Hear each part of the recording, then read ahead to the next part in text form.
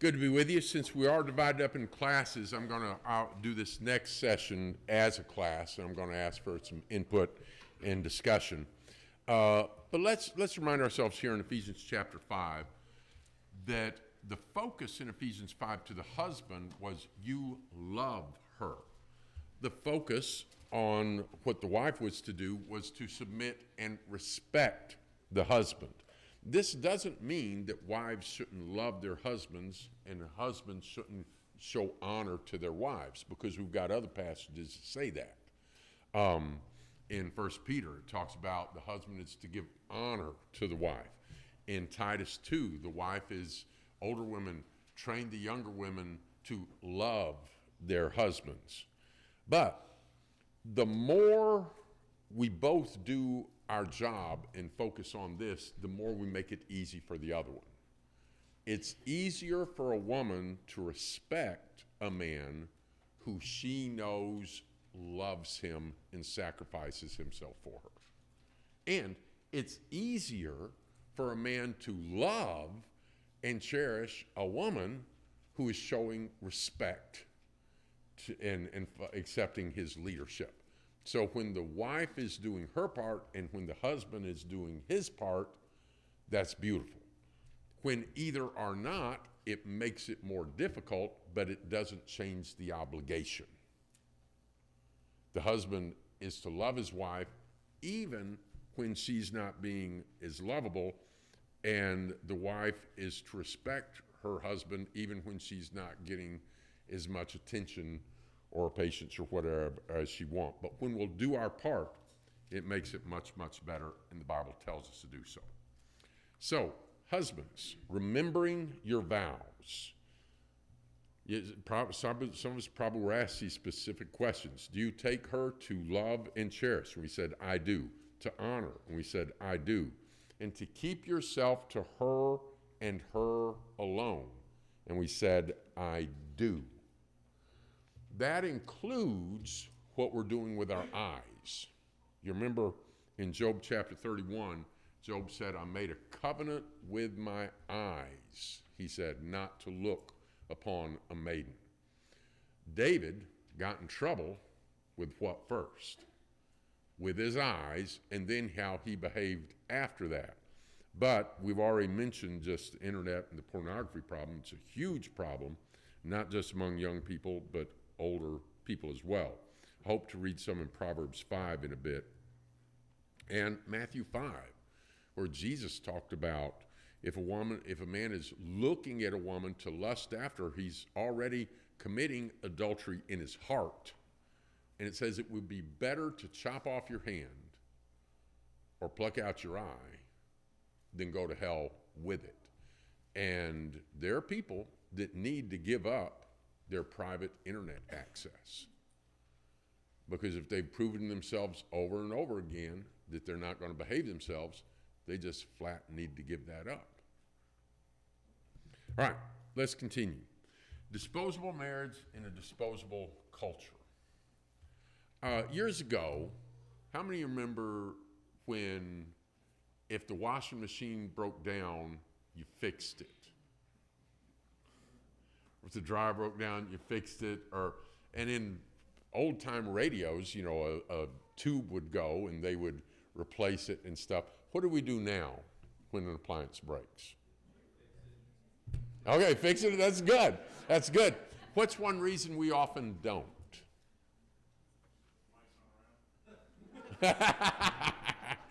And it's just easier because, if you call the technician and they come out and they send two guys and you got to pay both of them, $90 an hour and stuff, we just get rid of it and we get a new one. I like disposable plates. I love disposable diapers. For those of you that use the cloth diapers, kudos to you, but I wanted that stuff gone. But this is washed over into the way we think about marriage too. So now people view marriage as something disposable. And how many of you have heard these excuses? You've got a friend or a coworker or cousin, and somebody says they're getting a divorce, and they say, I think God wants me to be happy. You heard that? I thought things would be different. I want to do what I want to do. It's not good for the kids to see us unhappy. I'm not in love anymore. Jesus said in Luke chapter 16, I'm going to turn there and read it. Everyone that puts away his wife and marries another commits adultery. He that marries one that is put away from her husband commits adultery. Jesus said in Matthew 19 and Mark 10, what God joined together, let not man put asunder. There's one exception mentioned in Matthew 19. There's not an exception mentioned in 1 Corinthians 7 where the emphasis is on being together and staying together and etc. Malachi 2 warns against divorce. But all these excuses, what do these excuses here have in common? Yeah, it's selfish, selfish, selfish, selfish. Now, what if I came here and I saw one of your boys and I thought, wow, he really likes baseball. He's good at baseball. And I say, I'm going to take your boy and you can have my boy. And you say, what are you talking about? Well, I thought my boy would really like baseball and he's not a baseball player. None of us would tolerate that type of thinking at all. But you see that done with marriage all the time. You know, I thought things would be different. You took a vow. And by the way, of those two relationships, which is the more permanent? My son is probably going to do a Genesis 2:24 on me. A man shall leave father and mother and cleave to his wife, and good for him. You know who's not going to leave? My wife's not going to leave. I'm not going to leave. That's the permanent of the two relationships. And it's not good for the kids to see us unhappy. So apologize, kiss and make up, and get back to being happy. I'm not in love anymore. Love takes work. Let me give, I don't want to take time for this illustration. Maybe I'll do it Wednesday night. No, I introduced it, so I'm going to do it real quick. There's a young man, and he's in love, and he says he's going to marry this girl. And you're talking to him, and maybe it's a friend of yours or something. And you say, do you love her? He's like, oh, yeah. Yeah, I really love her. You love her a lot? Yeah. What do you love about her? What are some of the things he's going to say he loves about her?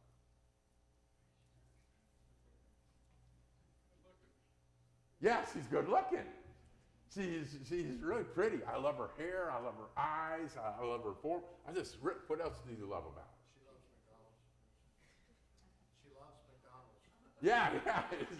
She likes what I like. You know, so there's all these things he loves about her because of what he likes. So you really love her. Yeah. And she's outdoorsy, she's athletic, she's trim, she's all these things. All right, so you're about to get married. And she's in a terrible accident. And you loved the way she walked, but now she can't walk. And you loved her complexion, but now she's burned. And you loved her hair, but they had to cut it off while they were replacing part of her plate in her skull. You still love her?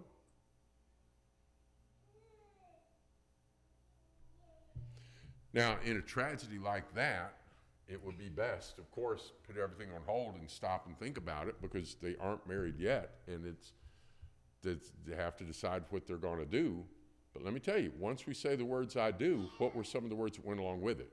Do you take this woman to be your lawfully wedded wife till death do you part, in sickness, for richer or for better, or... And you know people, and I know people who one of them's an invalid, and the other is caring for them for years. And if it would have been the other one, the other one would have done the same. But here's the point. What was that type of love? A while ago I said, what does this have in common? Me, me, me. It's about what I get, what I get, what I get, what I get. Listen, in love, you should get. But deep love requires more than getting. What does deep love require? John 3:16. For God so loved the world that he love is about giving, not just getting. So, lesson from Cuban cars. A lot of you probably know this. I think it may have changed somewhat after around 2008. But from 1960 to at least 2008, what was the situation with Cuban cars? Who here knows? Yeah, why? Yeah, there was an embargo and they couldn't get new cars and they couldn't get new car parts. So, you could go down to Cuba and you could see cars like this. Now, in 1959, would this have been unusual in Trenton, Florida? No. That would have been kind of typical, except it might have been a Ford or a Chevrolet or something instead of an Edsel. If you saw one of these today in Trenton, Florida, you'd be surprised, right? They were all over the place back in the late 50s. So here's a question. Kent, what was your first car? 1979 Toyota Celica GT. Ooh, Celica GT toy. That's a nice car. How excited were you to have that car? Tickled to death. Yeah. Where is it today? I have no idea. Yeah. Frank? Where's Frank? What was your first car? 79 Chevy Love.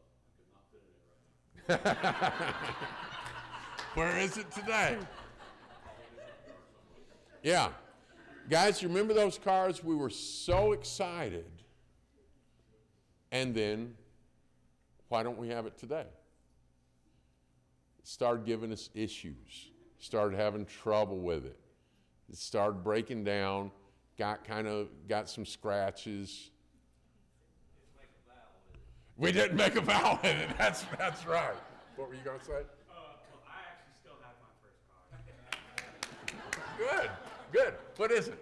It's a 64 Ford Galaxy, 4-door hardtop. Ooh, my second car was a 64 Ford Galaxy 500, the two-door. But all the XL with all the yeah, sorry. I get excited about cars. Thanks, Ken. That's cool. The point is, yeah, I forgot what we're here for. I'm a car guy. The point is, this car is not in good condition because it never broke down or it never overheated. I guarantee it did. But what did the guy do with it? Because just throwing it away and getting something else wasn't an option, so he valued it and took care of it. Is there a lesson that America needs from that when it comes, not cars, although good on you, but this is what we need to do about wives and marriage. Let marriage be had in honor among all. The Lord has been witness between you and the wife of your youth. She's the companion and your wife by covenant. For this reason, a man shall leave his father and mother, cleave to his wife. The two shall become one flesh. What God joined together, let no man separate. And in the Ten Commandments, one of them was, thou shalt not commit adultery. Proverbs chapter 5, 6, and 7 has a lot on this. Let's read a little bit. Proverbs chapter 5. And young men, especially, pay attention to this. And apply this for both that kind of trashy girl at work or a loose girl at school or the internet prostitutes that expose themselves. Stay away from all of them. Listen to Proverbs chapter 5.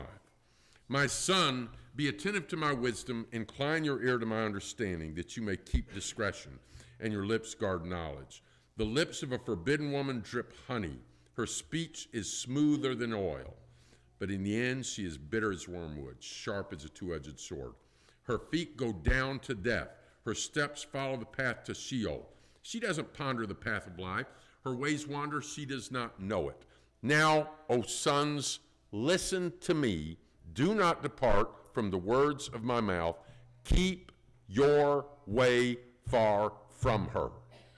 Do not go near the door of her house, lest you give your honors to others and your years to the merciless, lest strangers take their fill of your strength and your labors go to the house of a foreigner.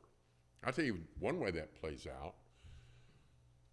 I know fellas that they've got to make paternity payments to a baby mama over here and a baby mama over here. And do you suppose those women are saving all that money to take care of that, child's college or different thing? No. Some of that's going to be partied away with her new boyfriend, etc. And here he is. His money's just going out to these other people. And in worse than that, verse 11, at the end of your life you groan when your flesh and body are consumed.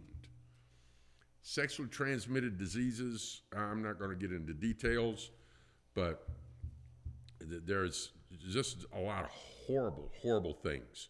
And all because why? Verse 13, I didn't listen to the voice of my teachers or incline my ear to my instructors. I'm at the brink of utter ruin in the assembled congregation. Then it says what to do. Drink water from your own cistern, flowing water from your own well. Should your springs be scattered abroad, streams of water in the streets? Verse 17, let them be for yourself alone, not for strangers with you. Let your fountain be blessed. Rejoice in the wife of your youth. It doesn't say rejoice in your wife while she's a youth. It says rejoice in the wife of your youth, a lovely deer, a graceful doe. Let her breast fill you at all times with delight. Be intoxicated always in her love. Why should you be intoxicated, my son, with a forbidden woman and embrace the bosom of an adulteress? A man's ways are before the eyes of the Lord, and he ponders all his paths. The iniquities of the wicked ensnare him. He is held fast in the cords of his sin. He dies for lack of discipline. Because of his great folly, he is led astray. In Proverbs chapter 7, I'm not going to read the whole chapter, just notice at the end.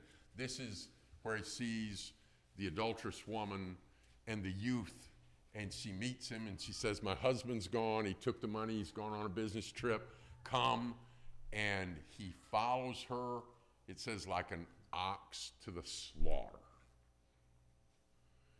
And he doesn't realize start in verse 21. With much seductive speech she persuades him. With her smooth talk she compels him. Listen, young men, and older guys, if there's women at work flirting at you or something, these women know how to get a guy's attention. They know how petty the male ego can be. They know what to say, and it's just like a fishing guy that's fishing with a fishing lure. He's got that favorite lure. He knows it works well, and he casts it over here. And if you're fishing and you can't get that fish's attention over there, you're not brokenhearted. What do? You just go after another one. I remember one guy, young marriage, little bitty kids at home, and at work, he and this girl are flirting with each other, and she's dressing real provocatively, and they're sending these notes back and forth. And the wife finds one of the notes, and I sat down to talk to him. And so after this, girl has been just exposing herself basically at work and complimenting him. This was his response. He said, well, most guys at church don't know what it's like to be young and handsome. So, point being, his ego was just like, I've got a wife here and she wants me, and at work, hey, who can blame her, and this type of thing. Do you think, now he ended up having to quit that job and then straightened up, and he's a much better guy today. Do you think it broke that girl's heart? Didn't break her heart. How many guys had she used those same lines on? It's like, it's like, oh, okay, no more bite. It's going to be on somebody else, somebody else. Listen with this text. He says, with her seductive speech, she persuades him. With her smooth talk, she compels him. All at once he follows her as an ox goes to the slaughter. And in verse 24, now my son, listen to me, be attentive to the words of my mouth. Let not your ways turn aside to her ways. Verse 26, many a victim has she laid low. All her slain are a mighty throng. You're not that special. She is looking for, in this case, was going to be another victim for whatever that means to her. And why, by the way, this type of woman is she constantly looking for a new man? That says a lot about the type of woman that she is. Stay away from her. Stay away from those women in person. Stay away from those women online. How many of you, now you don't get it that cold down here in Florida, but you get a cold snap. You ever sat in front of a wood fire? How does it make you feel? Imagine it's a cold, cold night and you're in a house with a wood fire burning. What are some of the things that you enjoy about that? Yeah, it's warm. What else? Smell. Yeah. What else? Yes, there's security there. And what's everybody's eyes looking? We might be talking about whatever else, but what are we all looking at? We're looking at the fire. It's beautiful. Think about this as the physical relationship between a husband and wife. It brings warmth and security. It's beautiful. It's exciting. But what if we take those logs out of the fireplace, out onto the carpet, let the sofa catch fire, and then this is happening? Is it still hot? Is it still providing warmth? Yes. But what happened? It's out of control, and now it's destructive. And that's what Satan has been getting people to do with something that God created to be very, very good. It's very, very good in the marriage relationship. That's where it's for. A man shall leave his father and his mother and cleave to his wife, and they become one. That's beautiful, and that's good. Satan is not a creator. He's a perverter, and he's a destroyer. Let's move on here. On some college campuses, they talk about, it's important, they'll offer consent forms for between this hour and this hour to be signed by this and this, and all these type of things. Here's a good consensual agreement. Do you take this woman or man to be your lawfully wedded wife, husband, to have and hold, to keep yourself to him and her alone so long as you both shall live? That's a good consensual agreement. And that's the way to do it. And then keep those vows.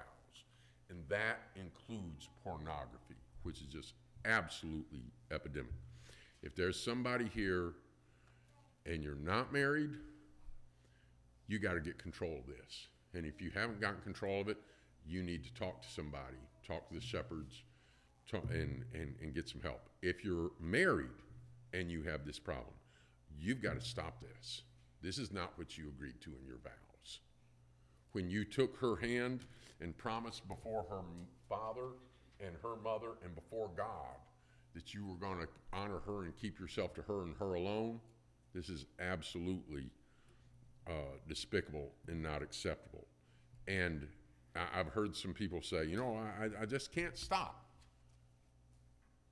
Well, if you stop paying your internet bill, you'll stop getting internet. Oh, I've got to have internet. Do you? What you've got to do is respect your wife and obey God. That's what you got to do. And if you can have it where you'll only use maybe just a computer in a public area of the home or something, or some other, but whatever you need to do, whether cut off this or cut off that or cut off altogether. Whatever it takes, that's the point of Matthew 5. Whatever it takes to get rid of it and talk to somebody and get some accountability. Let's talk about boundaries, respecting boundaries in our clothing, communication, compliments, contact, companionship, closeness, imagination, intimacy, etc. Sometimes, you've heard this. You ever had a friend, coworker, family member, they get in an affair, and when they explain it, they say this: "It just happened." You heard that? It didn't just happen. You know what happened before that? Boundaries were not respected. Respect boundaries. Respect the boundaries of your marriage. Respect the boundaries of other people's marriages. But a healthy marriage involves so much more than don't commit adultery. Just like a healthy body involves so much more than don't commit suicide. You know, if you want a healthy body, yeah, don't commit suicide, but there's a lot more to it than that. You don't just want a miserable relationship with no joy and no love, but at least we're not committing adultery. The homes we need to be built with the Lord, Psalm 127, built on the Word and built in sanctification. Build, maintain, and protect your home. Wives, submit yourselves to your own husbands as to the Lord. The husband is the head of the wife, even as Christ is the head of the church, his body, and is himself its Savior. As the church submits to Christ, so also wives should submit in everything to their husbands. Now, there's an obvious exception to that. We're told to submit to government leaders. But when the government leaders told the apostles to stop talking about Jesus Christ, what did Peter say? We have to obey God instead of you. But other than that, we've got wives, submit yourselves to your husband. So here's a question for wives. Do you submit to your husband? Now, some of you are saying, yes, I do. You might say, there's been a few occasions I failed, but then I realized, and yes, I do. There might be some of you that say, no, I don't. And if you don't, you need to stop and start studying and look and understand God's plan for the family and how it's beneficial for the husband, the wife, and the children. But for some of you, you may be saying, well, sometimes I do. If you're saying, sometimes I do, I want to challenge you with a question. When is it that you do, and when is it that you don't? If your answer is, well, when he does what I thought he ought to do, when he did my idea, when he did it my way, when he did what I suggested, yeah, then I submitted to it. Is that submission? There's a difference between following and coincidentally going the same way. You ever been driving down the road and there's a car in front of you or behind you and you start wondering if they're following you, or if they're in front of you, wonder if they're going the same place you're going? You get to this exit ramp, you went that way. You got to the red light, you both went this way. You got to the next stop sign, they both went this way. You got to Elm Street, they both went this way. And you start wondering, are we following each other? And then you get to Main Street, and he went that way and you went that way. What did you realize? No, just coincidentally, we happen to be going the same way. If the only time you're following your husband's lead is when coincidentally he's following yours, that is not submission. Submission involves respect and following the headship. Don't marry a man that you don't respect enough to provide leadership. Husbands, what's one of the best ways to provide leadership? We already saw from Ephesians 5, love your wife the way what? Christ loved the church, and specifically in that he, gave himself up for it. So a good leader is not going through life just deciding what he wants. A good leader is going through life thinking about what? What is good for my wife? How can we know what might be good for our wives? Yes. So in 1 Peter 3, it says to dwell with your wives with understanding or knowledge. One of the ways to understand and have knowledge about a wife is to listen to her.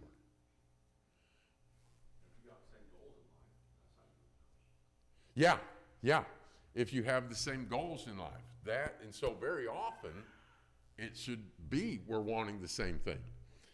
And if you're attentive to what she needs, realizing dwell with her in an understanding way. This is what she needs. This is what the kids need. And very often that's going to mean the dad is not going to get to do things his way. He's the leader, but he's choosing. You know, when Jesus went to the cross, is it going to be fun to go through what he's going to go through? Be beaten and spat upon and nailed to a cross and have all the sins of the world? But he says, not my will, but thine. And so sometimes that's what the leader needs to do. This is not what would have been easiest for me, but I took on the responsibility of a wife and children, and I, the sacrificial leader, am going to do what they need. And the wife needs to respect that. Older women teach the younger women, love their husbands, love their children, be sensible, pure, workers at home, kind, being subject to their own husbands. And again, we talk about those curses. And again, it's not that you don't ever have overlap, but notice the particular realms of responsibility there. One thing that's way too common in our culture is, I used to do this with some of the young men that I work with during the summer. And we just kind of progress them through life real quick. And we do the music. They're graduating high school. You go to college. What are you going to major in? He says what he's going to major in. And then he meets a girl, pick out a name. Somebody gives the girl's name. What's she majoring in? And he tells what she's majoring in. And then they both graduate, and then we do the wedding music. Now you're married. And now I ask him, how much money are you making? And sometimes they're realistic, sometimes they're not. And he gives his number. How much is she making? And he gives that number. So now you got all this money. What you going to buy with it? So then you start buying this house and these toys and this car and that car and everything. And as we're going along, and then I throw him a bottle of something. Wham! It's a baby. Who's going to take care of it? And some of these guys are like, who's going to take care of that baby? Too often, all the money goes into our lifestyle and getting in debt for all these things that we want. And then, who's going to take care of that baby? And what a lot of our culture is turns that baby over to a daycare. And I can tell you some horror stories about daycare. There's some good people that offer daycare. I've got friends who do a daycare in their home, and sadly, sometimes they care more about those kids than the parents do. It's just sad. It's an older couple. They keep about 6 kids. And I'll share a couple of details with you. One thing, they want to meet the parents before they take a child in. They've had parents annoyed with that. Parents so busy, they didn't even want to meet the people that they were going to turn their children over to. And one time, a 6-year-old, and later, tracing it back, figured out where all the sexual perversion came from, but there was a 6-year-old using a 1-year-old and had been exposed to some horrible things that I won't get into. But when they spoke to their supervisors, I don't remember if it was government or corporate, you know what they were told? Their supervisor said, keep it quiet. Now this is an honest couple and they love the Lord. They made sure that every parent knew what happened. Of course, the boy was removed and somebody else didn't want their children anymore. They didn't have to have their children there. And they closed off the area where that child had managed to use and stuff. But here's the scary part of that story. How many times has that type of thing happened and what the supervisor said, that was the advice followed? I know lady, I knew like talking to a lady in South Carolina. She started a daycare and she was wanting to do a better one than where she had worked. She said, we weren't allowed to hold the babies. They would lay there for hours, bang their heads and just crying and crying. And I was told not to pick them up because it would spoil them and they'd want it more. It says one of my jobs was to take a crayon and scribble in a picture so that when they came, you know, they said, this is what your child did. She said another time, one of the workers had hit one of the babies and gave it a black eye, and I think she or another person was the one told, when they come, tell them the child fell off the slide. There was a woman arrested in Georgia for that type of thing just this week. But our culture values income more than children. And that needs not to be us. We need to value our children. Proverbs 31, an excellent wife, her worth is far above rubies. The heart of her husband trusts in her.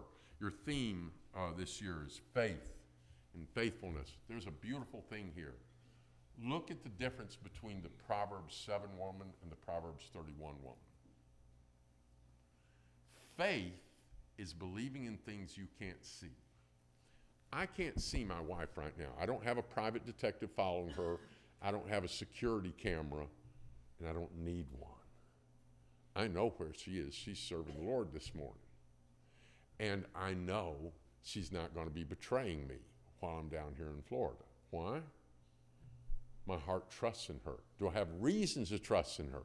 Yes. Why did you pick your wife? You had reasons to trust in her. Proverbs 7, that's an untrustworthy woman. My husband's gone on a journey. She does him good and not evil all the days of her life. She stretches out her hands to the needy. She also considered the field and bought it, planted a vineyard. And she looks well to the ways of her household. And she did contribute by those garments going out to the merchants and stuff. Strength and dignity are her clothing. Law of kindness is on her tongue. What a difference between her and the Proverbs 7 woman. Husband and wife, don't defraud each other. The beauty of that physical relationship is not something to just let disappear and not be protected and cared for. Follow biblical principles. A lot of these are just basic biblical principles, but they pay off in the marriage. For instance, be considerate. Do that, be considerate of your neighbor. Be considerate of your coworker at work, but also be considerate of your spouse, not looking just to your own things, but to the things of others. Do unto others as you'd have do to them. Secure. It's going to be a much better intimate relationship when both trust each other. Let it be impassioned. Proverbs 5, be intoxicated in her love.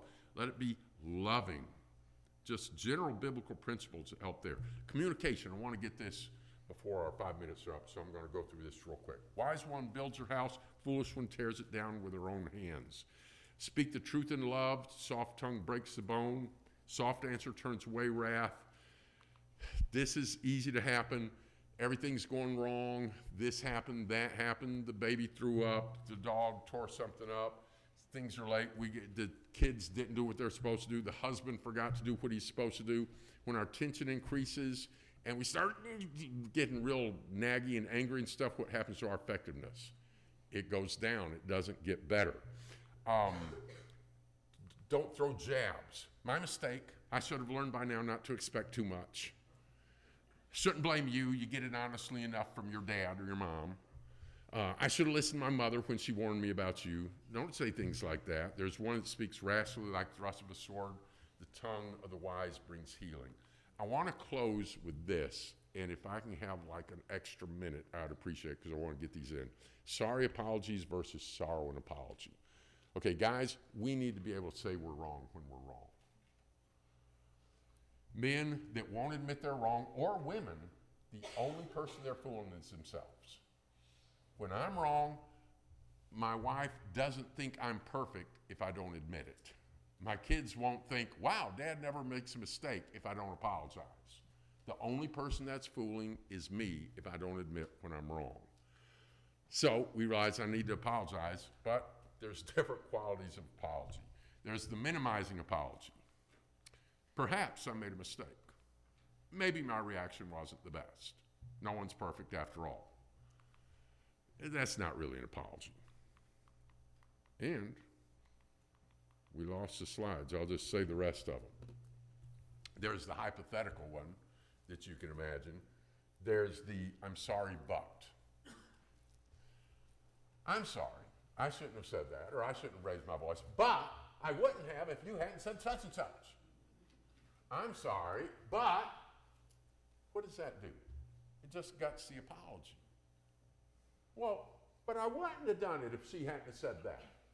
I wouldn't have raised my voice if she hadn't, said that unfair thing or whatever. Okay, so try this instead. I'd like you to think about whether what you said was fair. But I know how I reacted was wrong. I shouldn't have spoken to you the way I did. That was unkind and wrong. And what I said about you was an exaggeration and it wasn't true. And I lost my temper and said that, and I shouldn't have. It's not true. I'm sorry. You see how much different that is? And the other one, you're trying to get the apology out of his way as much as you can to then attack the other person. That doesn't feel like an apology. This is you're asking them to think, but you end with, I was wrong, I'm sorry for this. That feels like an apology. And then don't go, no. End with take accountability, end with the apology. And then there's the accusation apology. I'm sorry you got so offended by that. It's not an apology, that's an attack. Oh, there we go. The accusation apology, the hypothetical, the I'm sorry, but, and then there's the angry apology. So I'm sorry, okay? Fine, I'm sorry. Are you satisfied? No. That's not a good apology. You want to see a good apology? Come back. Don't have time for this. There we go. I want to stop with this. You want to know what a good apology is? The prodigal son. After being all about himself and all about privilege and all about no responsibility, he's learned and comes back not demanding any privilege and wanting responsibility. Beautiful change of heart. He says, I've sinned against heaven and in your sight. I'm not worthy to be your son. And what's the father do? Kills the fatted calf for it. That's what God does for us. But we need to admit when we're wrong. Thank you, brethren. Appreciate your time.